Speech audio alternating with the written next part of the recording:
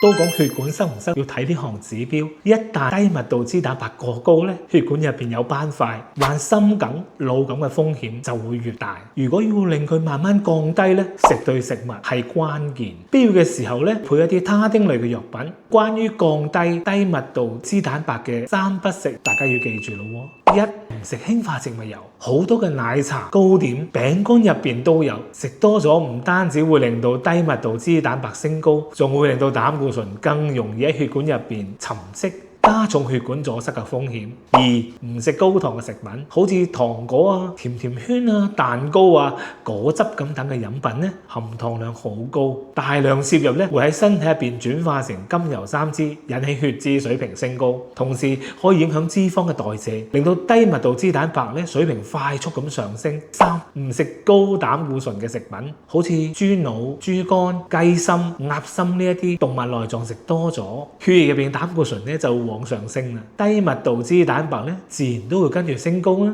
食乜嘢可以幫助代謝低密度脂蛋白膽固醇呢？你記好食呢3樣： 1. 食魚肉、堅果呢一類不飽和嘅脂肪酸多嘅食品。不飽和脂肪酸咧對我哋心腦血管都係有好處嘅。同時魚肉嘅蛋白質同埋微量元素都比較多，似鱸魚啊、鮭魚啊、鯇魚啊，唔理咩魚其實都可以每週食2到3次。2. 食豆腐、豆皮等大豆嘅製品，佢哋入邊含有大量嘅大豆磷脂，能夠幫助代謝血管入邊嘅膽固醇同埋脂肪，令到血管咧保持通暢。